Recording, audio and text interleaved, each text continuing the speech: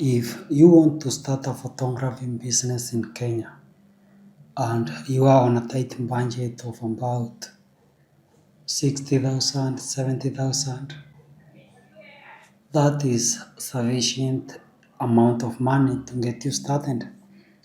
Back in 2019, I wanted to start my photography journey, but because I wanted the Canon 90D, I kept delaying and delaying until it was too late. I could not get the Canon 90D, and eventually when I got a camera, it was the Canon 40D, and that was in 2021. And the first money I made from photography was made with that camera, the Canon 40D. So you don't have any reason to keep waiting to get the best camera. The best camera will not make you a better photographer. Instead, the best camera will only make better photographers work through quicker and easier. So now how do you get started with a budget of 60k or 70k in Kenya right now? Now from my experience, most people tend to lean towards Canon Cara Science, and I have used the Nikon, I have used the Panasonic Lumix GH5, but most photos that people like came from my Canon cameras, and for that reason I would suggest you start with the Canon 2000D. You can get the Canon 2000D from between 35,000 to 50,000 Kenyan shillings. That is a 24 megapixel camera. I think several focusing point, with the center being the most reliable one. It does not have a tilt screen, but you can compose using the viewfinder, and since it is a 24 megapixel camera, that is a good one to get started with. As for the flash, I personally started with the Godox TT600, which you get for 8,000. This one here, I have used this since 2021. It is still working, still functional, still powerful as it was back then. And the good thing about this flash is, if you decide to test a Nikon, you could use this. If at all the camera has the center pin, you could use it with Lumix, you could use it with Canon. That is if you are mounting the flash on the camera's hot shoe. But if you are starting a portrait business, you want to do off camera flash, and because of that you will need a light stand where you will mount your flash, and a softbox and a trigger to trigger the flash off camera. For the trigger, the X20 is the most recommended. Reason being, the features of this trigger makes it able to work with even the advanced flashes once you upgrade to those advanced flashes. Also the sync speed, this one has the highest speed sync of, I think, 1/8000 if I'm not wrong. It also has several groups, which means you can have several flashes under different groups doing different things. But since you are starting with one flash, this trigger means in future when you progress and you want to advance, you will not need to change the trigger. Just add more flashes and you could use them with the trigger. As for the softbox, I would suggest you get a big enough softbox. I think 120 centimeter will do. It is too wide but not wide enough to the extent that it becomes bulky, or too wide it is always getting caught in the wind. It is just the good enough size, 120 centimeter. Then for the right stand, I would suggest you get the strong right stand. They go for 5k.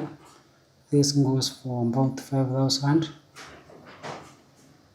and the soft box goes for about 8,000. So with the camera, let us now do the calculation. If you get the Canon 2000D for 35,000, then you get the softbox for 8,000, the trigger for 5,000, the right stand for 5,000. That is 53,000. You have a camera, a flash, a trigger, and a stand. And then you need a memory card also, and you can get one for about 3,500. That makes it 56,000, which means if the camera goes for 40,000 instead of 35, your budget goes all the way to 61. But if your budget could stretch a little bit to about 80,000, then I would suggest you start with the Canon 250D. The good thing about using Canon 250D for portraits is that the Canon 250D has eye tracking. So for a total beginner, composing in live view with the Canon 250D is much easier, because the camera will track the face and the eye of your subject, and most of your images will be in focus. The Canon 2000D, as much as it will give you a 24 megapixel image, you will have to work, compose and recompose in order to get most of your images in focus. But to get those images in focus, you have to do extra work.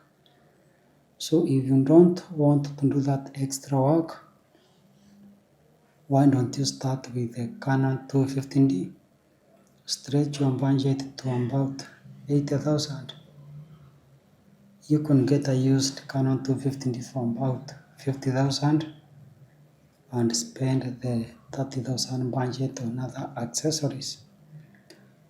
As a total beginner, I would not suggest you open up a studio, because setting up a studio will cost you a lot of money. And if you are on a tight budget, why not look for these places, these joints where people go on weekends, try some street photography, make peace with the kanjus or the owners who run the places you think will be appropriate for you to set up your right stand and attract customers from that place.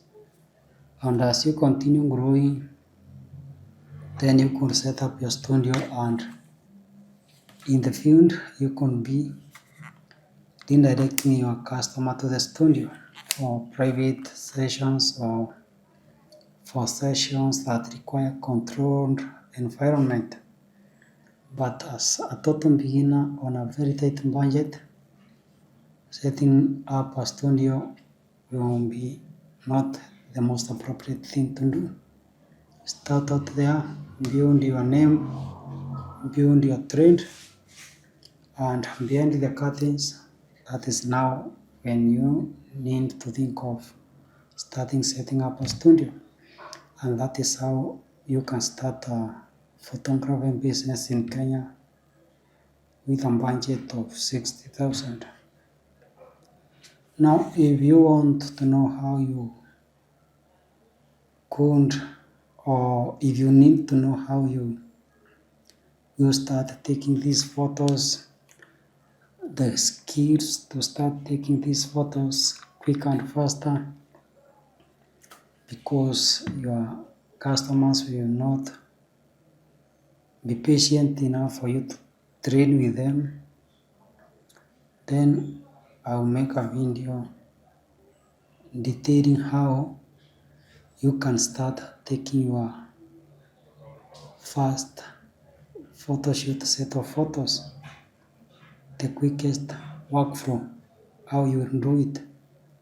I'll make a video about it, and I will embed it on this video that you're watching right now, so that you can master those tricks, how to get started. But even then, photography takes years of practice, but with the basics, that process can be much faster.